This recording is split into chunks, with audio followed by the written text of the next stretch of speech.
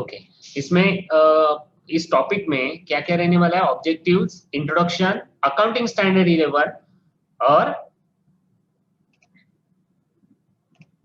Accounting procedure, journal entries. ये जो है ये 5 पॉइंट्स हम पूरे टॉपिक में देखने वाले हैं। ओके, फर्स्ट है ऑब्जेक्टिव्स। ऑब्जेक्टिव क्या क्या रहने वाला है आपका इस टॉपिक का? ये टॉपिक क्यों देखना है आपको? ये फॉरेन करेंसी ट्रांजैक्शन क्यों है? तो उसका मीनिंग देखने वाले हैं आप। Know the meaning of foreign currency transactions. उसके बाद understand the need of conversion. ये कन्वर्जन क्यों करना चाहिए? जो करेंसी का कन्वर्जन है वो कन्वर्जन क्यों करना चाहिए, ये आपको देखना है। Then explain the recognition of exchange fluctuation. जो एक्सचेंज फ्लक्चुएशन होता है वो एक्सचेंज फ्लक्चुएशन कैसे आपको रिकॉग्नाइज कर सकते हैं, कैसे आप वहां पे सेट कर सकते हैं, कैसे देखना है आपको ये एक्सचेंज फ्लक्चुएशन, ये सब आपको देखना है। Know the translation of foreign currency transactions. Translation means जो फॉरेन करेंसी रहेगी और रिपोर्टेड कंट्री रहेगी उसके साथ जो भी कंपेयर करोगे आप करेंसी, वो करेंसी यानी उसका ट्रांसलेशन कैसे करोगे। यानी जैसे बोलते हैं ना, $1 इज इक्वल टू 70 रुपीज, ये ट्रांसलेशन हो गया। यानी $1 अगर आपका है अमेरिकन डॉलर, तो फिर आपका रुपीज में कितना रहेगा? 70 रुपीज। तो ये हो गया आपका ट्रांसलेशन। वो ट्रांसलेशन कैसे करना है वो देखना है आपको। Then solve the practical problems on foreign currency transaction. आपको प्रैक्टिकल प्रॉब्लम्स भी करने हैं इसके ऊपर। ओके, ये सारे आपके ऑब्जेक्टिव्स है। अभी देखिए इंट्रोडक्शन। ट्रांजैक्शंस लाइक सेल और purchase of goods involves two parties. यानी अगर एक ट्रांजैक्शन है उसमें अगर आपको सेल करना है, परचेस करना है, तो 2 पार्टी इन्वॉल्व रहती है, वो तो आपको मालूम है, right? Whenever such transactions is entered with another party situated in India, the transactions in Indian currency, recording of such transactions does not pose any problem. यानी अगर आपका ट्रांजैक्शन इंडिया में ही है, समझो अपन इंडियन का ही अकाउंट देखते हैं इसलिए इंडिया दिया है वहां पे, अगर इंडियन ही है आपका ट्रांजैक्शन, इंडिया में ही हो रहा है, इंटरनली हो रहा है, तो आपको प्रॉब्लम ही नहीं आएगी क्योंकि आपकी करेंसी एक ही है, जो आपकी रुपीज की करेंसी है वो एक ही है, तो फिर आपको यहाँ पे दिक्कत नहीं आ सकती। But if the other party is located outside India, then transactions entered might be in foreign currency, and then we have to translate these transactions from foreign currency into Indian currency. यानी अगर दूसरी party जो है, आगे वाली party जो है, वो आपकी फॉरेन में रहती है, तब आपको ये फॉरेन करेंसी और आपका जो करेंसी है उसके साथ वहां पे एडजस्ट करना, ट्रांसलेशन करना जरूरी है। Okay, just a minute, phone आ रहा है कॉलेज का।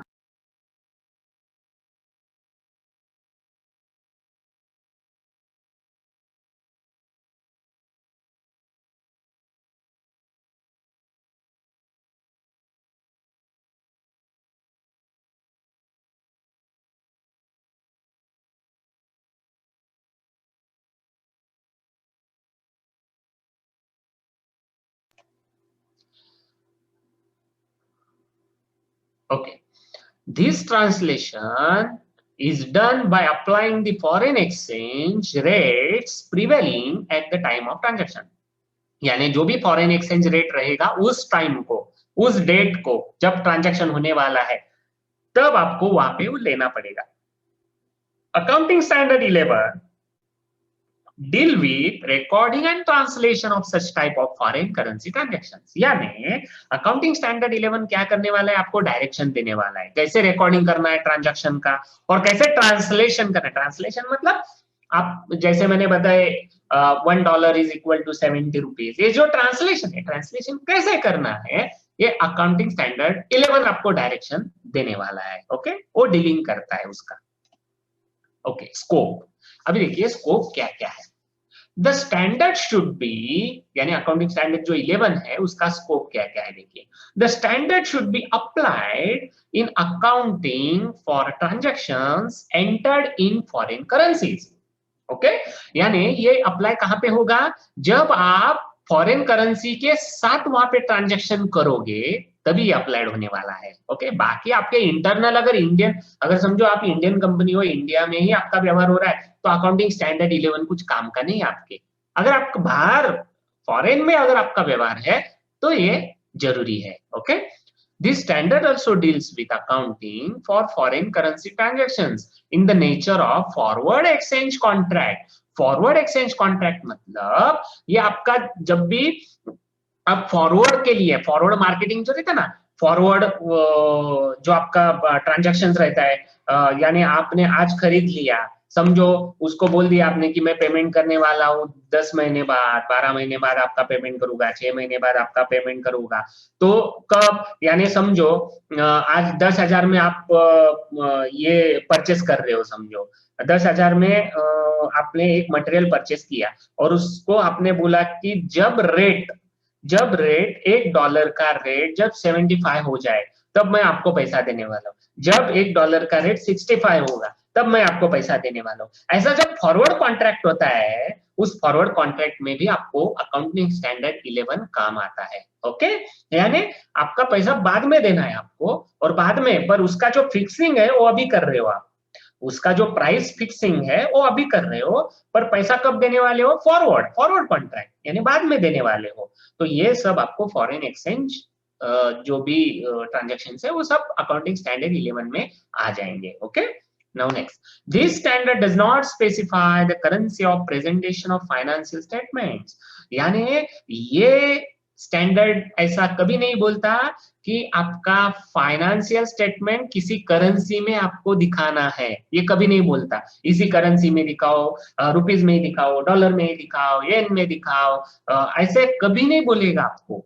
ओके, ये स्टैंडर्ड क्या बोलता है, सिर्फ जो ट्रांजैक्शन आप कर रहे हो फॉरेन करेंसी का, उसका ट्रांसलेशन कैसे करना है, उसका रिकॉर्डिंग कैसे करना है, इतना ही बोलेगा। ऐसा कभी नहीं बोलेगा आपको कि इसी करेंसी में आपका फाइनेंशियल स्टेटमेंट होना चाहिए, इसी करेंसी में आपका ट्रेडिंग अकाउंट होना चाहिए, प्रॉफिट लॉस अकाउंट होना चाहिए, बैलेंस शीट होना चाहिए, ऐसा कभी नहीं बोलेगा आपको। Okay, normally an organisation prepares its financial statements in currency of home country. यानी नॉर्मली जो रहता है, ऑर्गेनाइजेशन क्या करता है, अपना जो फाइनेंशियल स्टेटमेंट बनाता है अपने खुद के करेंसी का ही बनाता है। आज तक अपन ने क्या देखा, अपन ने फाइनल अकाउंट देखा, राइट, ट्रेडिंग अकाउंट देखा, प्रॉफिट लॉस देखा, बैलेंस शीट देखा, रुपीज में ही देखा ना आपने। क्यों देखा वो रुपीज में, क्योंकि आपकी इंडियन कंट्री है, इंडिया कंट्री में रुपीज ही चलता है, तो रुपीज का ही देखने वाले हो आप। तो ऐसा है, तो अकाउंटिंग स्टैंडर्ड 11 ऐसा कभी नहीं बोलता कि इसी स्टैंडर्ड में रहना चाहिए, इसी करेंसी में रहना चाहिए, उसी करेंसी में रहना, नो, वो आपका डिसीजन है कौन से करेंसी में आपको फाइनेंशियल स्टेटमेंट दिखाए।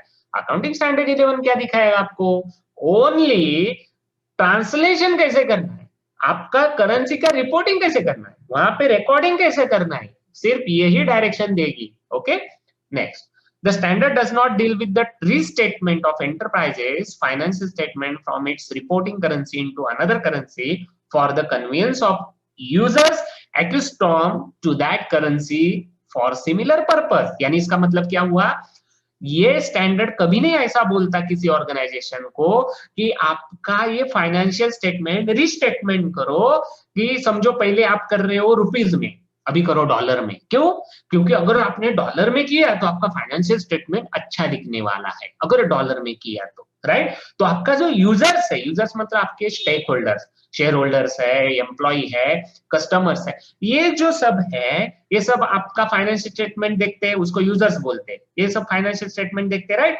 उनको अच्छा दिखने के लिए अगर आपने करेंसी, कौन सी भी करेंसी बदल के वहां पे स्टेटमेंट दिखाना शुरू किया है, तो नहीं, उसका काम अकाउंटिंग स्टैंडर्ड का ये नहीं है कि आपको बताने का कि कौन से स्टैंडर्ड में आपको करना चाहिए। नो, अकाउंटिंग स्टैंडर्ड 11 का काम क्या है, सिर्फ फॉरेन करेंसी ट्रांजैक्शंस आप रिकॉर्डिंग कैसे करना है, बस आपका स्टेटमेंट कैसा होना चाहिए, आप क्या करो वहां पे, ये नहीं बताएगा। ओके, उसके स्टैंडर्ड्स अलग है। Next, this standard does not deal with the presentation in cash flow statement of cash flows arising from transactions in a foreign currency and the transactions of cash flows of foreign operations.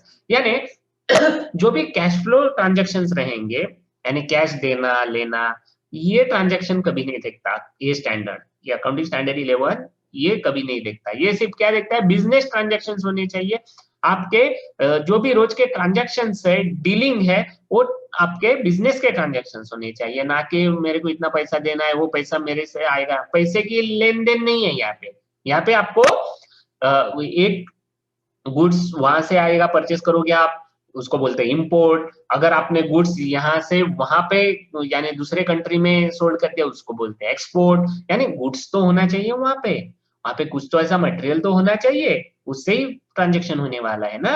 पर ऐसा नहीं है कि मेरे को ए को देना है, अमेरिका में रहता है वो, उसको 10,000 देने हैं, तो वहां पे अमेरिका में रहने वाला ए बोलेगा मैं इंडियन जो है बी वाला, उसको 10,000 देना है, मेरे को $10,000 देना है। नो, ये नहीं चलता वहां पे। अकाउंटिंग स्टैंडर्ड 11 क्या बोलता है, अकाउंटिंग ट्रांजैक्शंस जो भी है आपके, यानी जो भी बिजनेस ट्रांजैक्शन है उसके ऊपर ध्यान देना है। This standard does not deal with the exchange differences arising from foreign currency borrowings to the extent that they are regarded as adjustment in interest cost. यानी the standard does not deal with the exchange difference arising from foreign currency borrowings to the extent that they are regarded as adjustment interest cost. यानी standard ये नहीं कहता कि आपका जो भी foreign currency borrowings जो आप ले रहे हो, उस बोरोविंग्स में, बोरोविंग्स मतलब कर्जा वगैरह जो रहता है ना, वो उसका जो भी इंटरेस्ट दे रहे हो, वो ज्यादा का जो भी आपका इंटरेस्ट रहेगा, ये सब जो एडजस्टमेंट है लोन के, वो एडजस्टमेंट के बारे में नहीं सोचता वो accounting standard 11। Only he think about business transactions. Okay, definitions देखिए, यानी कई टर्म्स है इसमें, टर्म्स कई यूज होते हैं, वो टर्म्स देखिए। पहला है एवरेज रेट। मींस क्या है एवरेज रेट?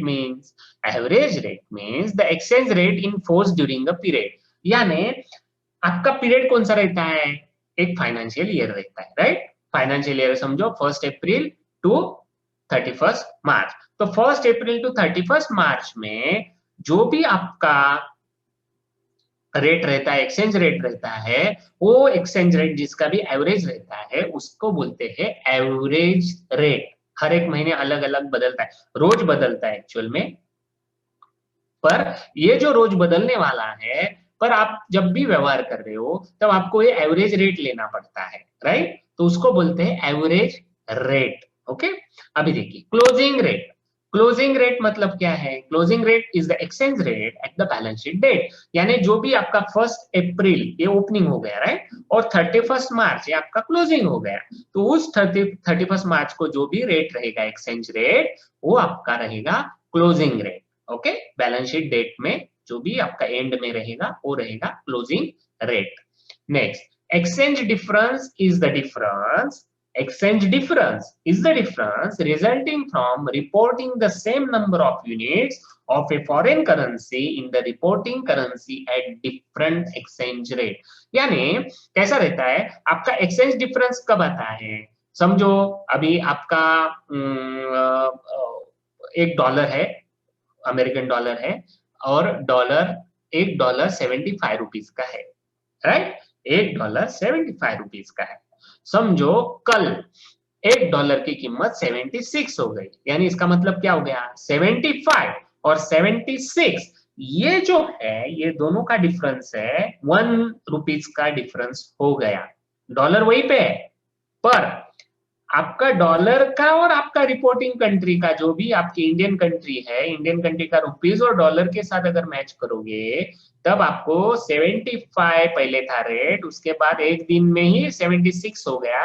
इसका मतलब ये 75 और 76 दोनों का जो भी डिफरेंस है ₹1। तो एक जो है ये आपका रहेगा एक्सचेंज डिफरेंस। ओके, उसको बोलते हैं exchange difference. Exchange rate is the ratio for exchange of two currencies. Exchange rate मतलब क्या है? दो करेंसी का जो भी रेशो रहेगा, जैसे कि अभी आपको मैंने बताया $1 इज इक्वल टू ₹75, यानी $1 अगर आपको मिला आपके हाथ में तो इंडियन के साथ कंपेयर करोगे तो क्या मिलेगा आपको ₹75। अगर आपको $1 खरीदना है तो आपको कितने देने पड़ेंगे ₹75। तो ये दोनों का जो भी रेशो है उस रेशो को बोलते हैं exchange rate. Okay, fair value is the amount for which an asset could be exchanged or liability settled। Fair value किसको बोलते हैं? अगर आपके पास असेट है और वो लायबिलिटी सेटल करने के लिए आपने वो असेट के साथ उसका वैल्यू मैच किया तो उसको बोलते हैं फेयर वैल्यू। यानी आपके पास लायबिलिटी है समझो 10,000 और 10,000 का आपके पास असेट है और आपने असेट दे दिया वो लायबिलिटी निकालने के लिए, आपकी लायबिलिटी निकालने के लिए, तो क्या होगा? तो ये होगा फेयर वैल्यू। ओके, उसको बोलते हैं fair value. Okay, monetary items are money held and asset and liabilities to be received or paid in fixed or determinable amounts of money। इसका मतलब क्या क्या हुआ? कैश, रिसीवेबल्स, पेबल्स, ये सब मॉनेटरी आइटम्स है। ओके, रिसीवेबल, बिल्स रिसीवेबल है, bills payable है, कैश है, ये सब मॉनेटरी आइटम्स है। Okay, non monetary items are assets and liabilities other than monetary items. Non monetary items कौन से हैं? Assets and liabilities other than monetary items, fix asset, inventories, investment, ये सब नॉन मॉनेटरी। मॉनेटरी में receivables आएंगे सब। Okay, और non monetary में आपका क्या आएगा? फिक्स असेट्स, इन्वेंटरीज, इन्वेस्टमेंट, ये सब non monetary. Okay, reporting currency is the currency used in presenting the financial statement. Reporting currency मतलब क्या हुआ? अगर आप इंडियन हो, राइट, अगर आप इंडिया में आप वहां पे व्यवहार कर रहे हो, आपका बिजनेस इंडिया में है, तो आपकी करेंसी कौन सी हो गई? रुपीज। तो ये जो रुपीज है वो आपकी रिपोर्टिंग करेंसी हो गई।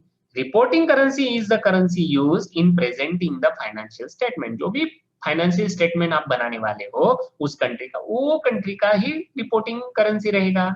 ओके, तो अगर आप इंडियन कंट्री के साथ कर रहे हो तो फिर आपका ये रुपीज ही रहेगा। Okay, next, foreign currency is a currency other than reporting currency of an enterprise.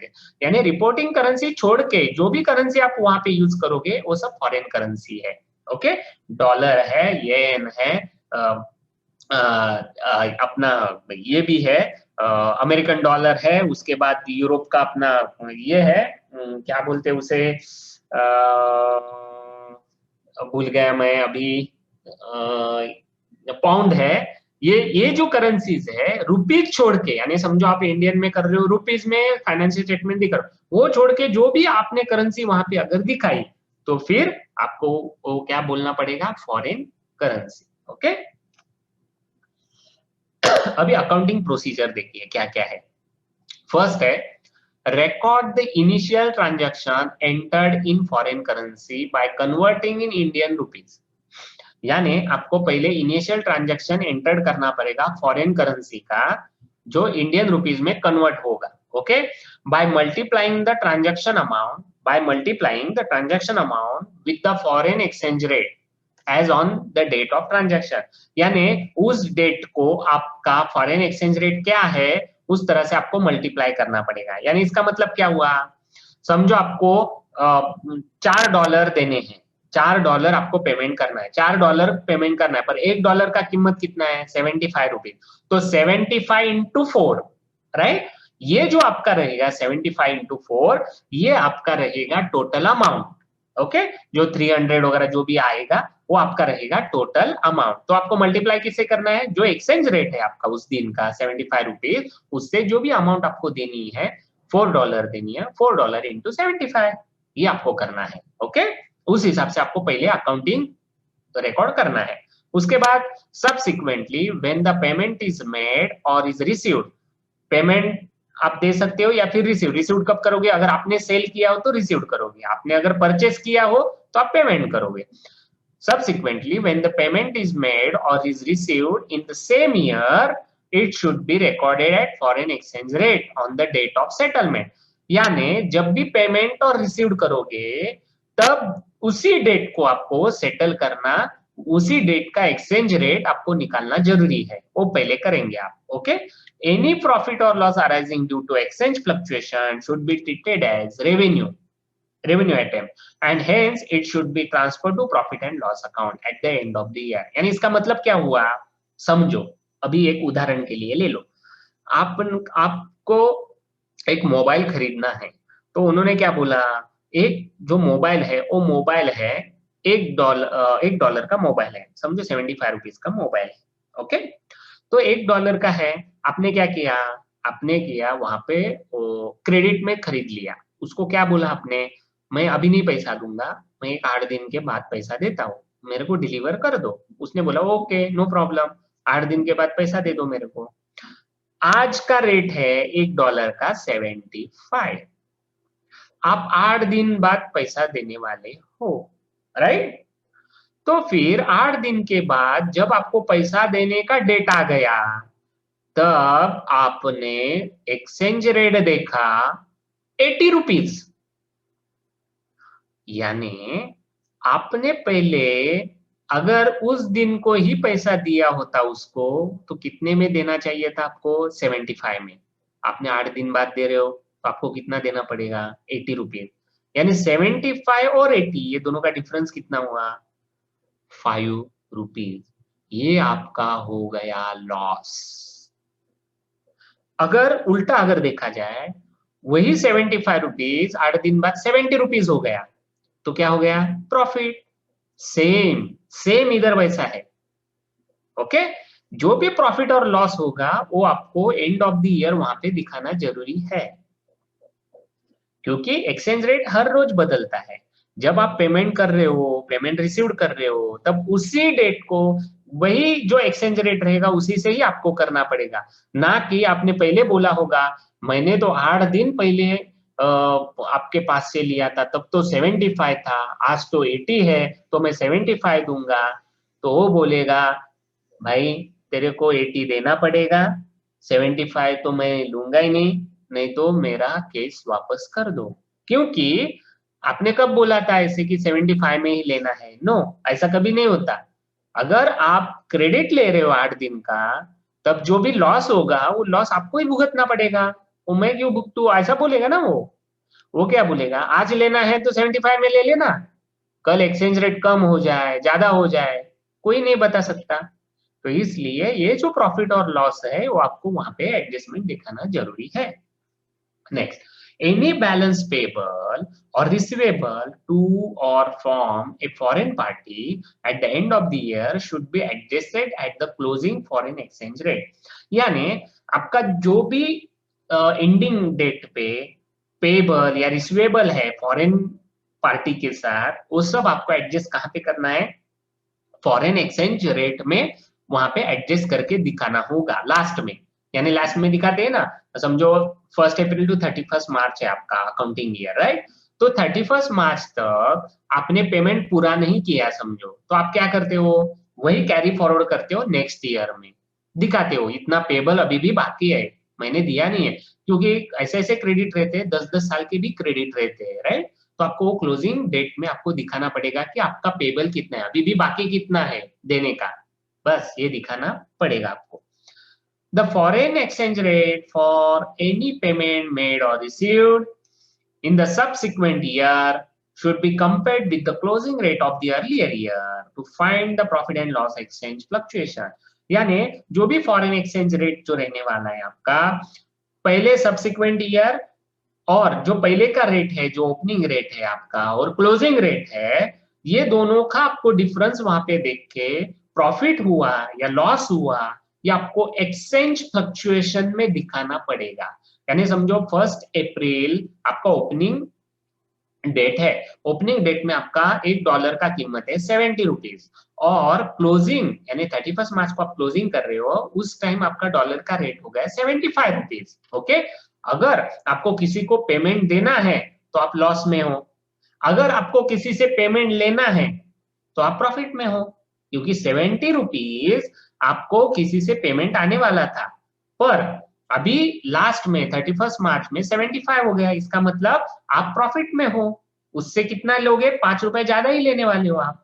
अगर आपकी देने की बारी आती है, आप अगर देते हो पेमेंट किसी को, तो आपका ये लॉस होगा। ये जो प्रॉफिट लॉस है, जो भी देखो आप ट्रांजैक्शन कैसा है उस हिसाब से ये आपको एक्सचेंज फ्लक्चुएशंस में दिखाना जरूरी है। ओके, तो नेक्स्ट टाइम जर्नल एंट्री